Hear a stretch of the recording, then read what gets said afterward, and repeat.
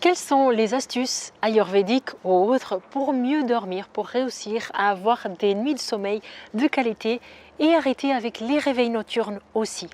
Je suis Rita de la chaîne Ayurnatur, la chaîne où je vous parle de Ayurveda et de naturopathie. Je vous ai fait déjà 2 vidéos sur le sommeil dans les 2 semaines précédentes. Donc je vous invite à aller les voir si vous ne l'avez pas encore fait.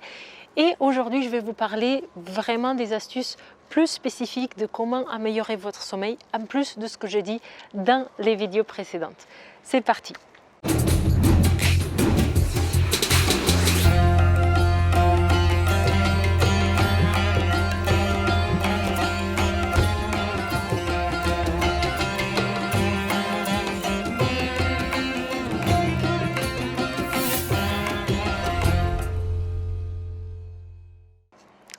Alors, dans les vidéos précédentes, on a parlé de mélatonine, d'adénosine, de toutes ces choses-là.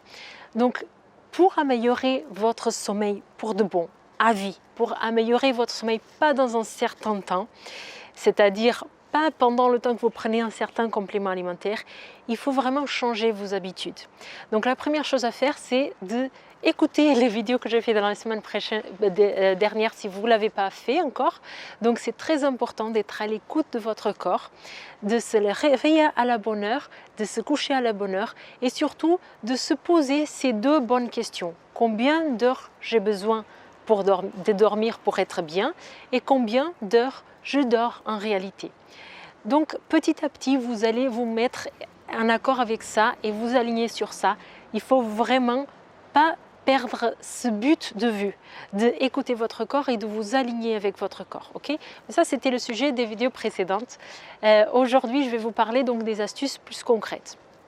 Elles sont en lien avec ce que j'ai dit dans les dernières vidéos. Donc, si on a parlé de mélatonine, d'adénosine et tout ça, et si on comprend qu'on a besoin de cette mélatonine et de cette adénosine pour avoir un bon sommeil de qualité, c'est important de limiter ou d'enlever tous les produits qui nous empêchent la production ou la perception de ces hormones par notre corps. Ok? Donc là, tout ce qui va empêcher notre mélatonine, par exemple, d'agir, ça va être tout ce qui est excitant comme le café, le maca, parfois le ginseng, ça peut le faire aussi, le guarana, toutes ces substances qui vont être excitantes. Tabac, alcool, produits trop épicés, par exemple. Et aussi des drogues chimiques comme l'ibuprofène ou tout un tas d'anti-inflammatoires et parfois aussi des médicaments que vous devez prendre par rapport à votre maladie et ça vous ne pouvez pas arrêter sauf si vous voyez avec votre médecin traitant qui serait éventuellement d'accord pour arrêter. Mais sachez qu'il y a beaucoup de drogues pharmaceutiques, enfin de drogues qu'on utilise pour soigner une maladie qui peuvent aussi avoir un impact sur cette mélatonine et l'adénosine. Okay? Donc la première chose à faire, c'est arrêter toutes ces substances-là. Le café en particulier, parce que le café, il va vraiment empêcher la production de mélatonine et aussi la production d'adénosine. Donc je vous ai déjà fait une vidéo sur le café, je vous ai déjà parlé de ça dans les vidéos précédentes. Je ne vais pas me prolonger là-dessus. Mais en tout cas, le café, c'est une addiction. Si vous avez besoin de votre café pour être en forme, c'est que c'est pas vous n'êtes pas en bonne santé, c'est-à-dire que vous n'êtes pas libre.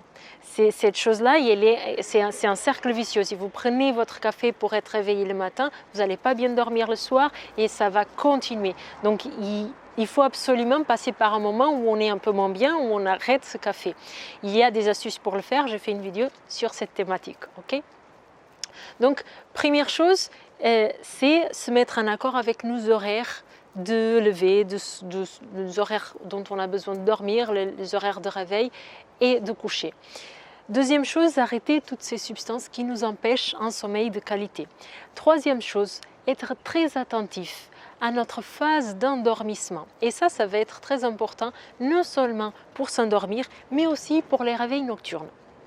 Alors, pour les réveils nocturnes, très souvent, moi je dirais qu'il y a peut-être 80% des personnes que je vois au cabinet, c'est énorme. Elles se réveillent la nuit pour faire pipi. Est-ce que c'est naturel? Ah non, mais je me réveille, après je vais faire pipi, après je me rendors tout de suite. Ça me cause pas de problème. Si, ça a coupé votre sommeil. Si vous vous réveillez dans la nuit, vos phases de sommeil ne se produisent pas comme il faut. Je n'ai pas prévu de vous parler des phases de sommeil dans ces vidéos parce que je pense que ce n'est pas très significatif pour votre changement, l'impact sur votre santé en particulier, mais il y a des phases qui se suivent. Et si on n'a pas ces phases de sommeil qui se passent comme il se doit, on ne peut pas être réveillé et pas fatigué le matin. Okay? Si on se réveille le matin fatigué, si on se réveille de l'activité, on termine l'activité qui repose. C'est le sommeil, c'est l'activité qui repose le corps. Si on se réveille le matin fatigué, c'est pour toutes ces choses-là. Une de ces choses-là, c'est le fait de se réveiller pour uriner, par exemple. Donc, il y a une astuce très simple, c'est qu'on arrête de boire trop de liquide 2-3 heures avant de se coucher. Okay? Donc l'infusion du soir pour m'aider à aller dormir, c'est pas une bonne chose. Okay?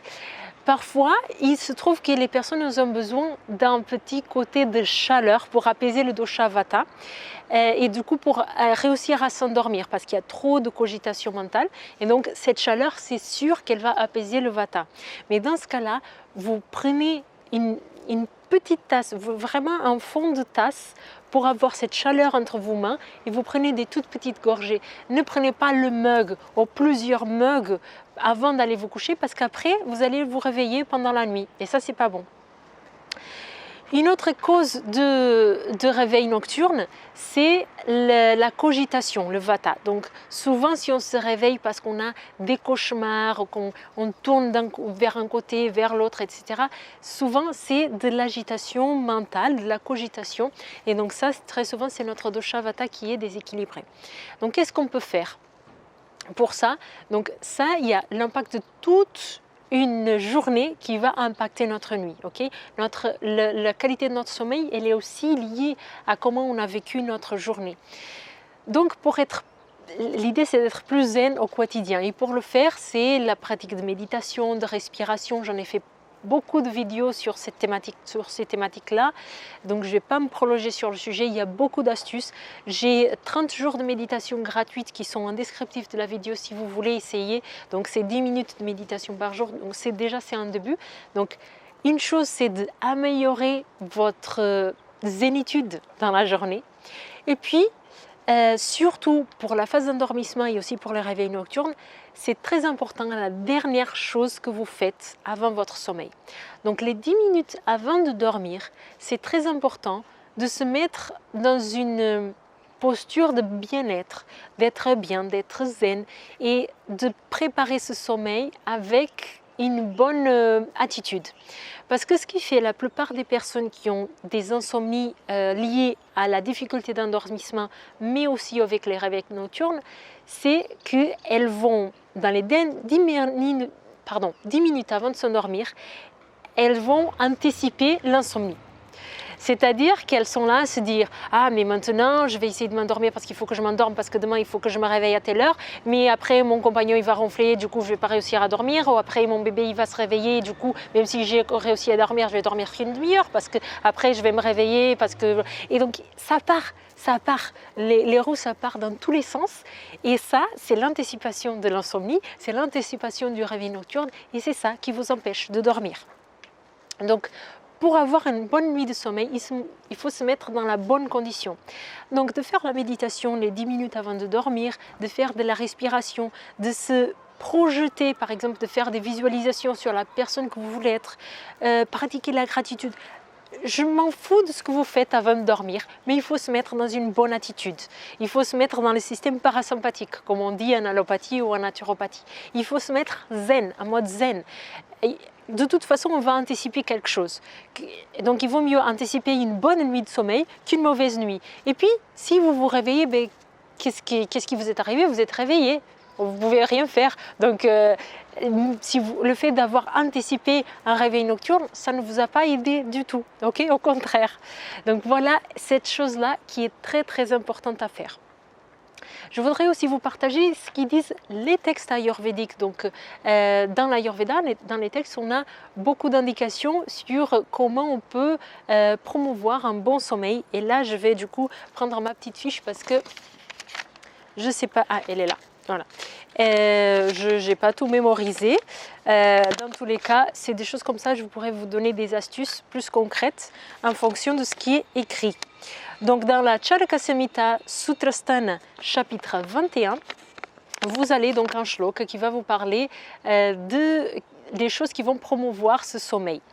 Donc dans ces choses, on a le massage. Okay, donc parfois on peut faire venir un thérapeute chez nous, on peut aller chez un thérapeute se faire masser pour justement apaiser ce dosha, vata et du coup avoir un beau sommeil. Mais tout simplement, l'automassage peut vous aider. Et en particulier, une chose que je recommande beaucoup au cabinet, c'est l'automassage des pieds. Parce que les pieds, ils ont une polarité très importante avec le système nerveux. Et le fait de se masser les pieds, surtout avec une huile chaude, de préférence la sésame, c'est l'huile ayurvédique privilégiée, ça va vraiment vous apporter en plus pour le sommeil. J'ai beaucoup de personnes au cabinet qui arrivent vraiment à s'endormir grâce à cette petite technique-là de se masser les pieds avant de dormir. Et après, une astuce en plus, parce qu'on m'a demandé beaucoup au cabinet, c'est que avec les huiles, après il y a des huiles partout dans les draps, petite astuce, c'est de mettre des chaussettes après ce massage pour ne pas mettre de l'huile partout. Ça, c'est pas écrit dans les textes, mais voilà, c'est la petite astuce pour que ça n'aille pas d'impact sur vos draps au quotidien. Et donc dans les textes, on a le massage, l'onction, c'est la même chose, les bains chauds. Les bains chauds, ils aident beaucoup à apaiser Vata. Donc ça, c'est pas à faire peut-être juste avant de dormir, mais peut-être à le faire le soir pour apaiser, pour commencer à ralentir le rythme à partir de 18h, comme je vous disais dans la vidéo précédente de la semaine dernière. Autre chose qui est notée dans la Charaka Samhita, c'est la soupe d'animaux domestiques. Donc là, il faut comprendre que les textes, ils ont été écrits à une époque où on avait plutôt la carence qui dominait, c'est-à-dire qu'il y avait plutôt le manque d'aliments. Et aujourd'hui, on est plutôt dans l'abondance et dans l'excès. Donc je pense que cette partie-là, elle n'est pas tellement applicable à nous. Par contre, c'est intéressant de manger nourrissant. Je vous parlerai de tout ce qui est alimentation en relation avec le sommeil dans une prochaine vidéo, donc je ne vais pas me prolonger là-dessus. Donc ils disent des animaux domestiques ou aquatiques qui vivent dans des endroits humides, donc il y a toute une logique autour de soi. La Charaka Samhita conseille aussi du lait, de boire du lait le soir pour vous aider à dormir. Pourquoi? Parce que le lait, il a des caractéristiques kapha, donc il va vous plomber. Moi personnellement, je ne conseille pas forcément cette pratique. J'ai fait une vidéo qui est très complète sur le lait, je vous invite à aller la voir, elle est sur la playlist sur l'alimentation, Ayurveda et l'alimentation. La Charaka Samhita conseille aussi des substances onctueuses, de l'alcool. Alors il faut comprendre que là on parle de traitement.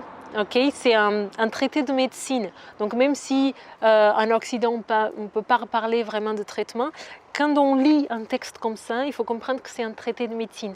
Donc là, il donne de l'alcool comme prescription médicale.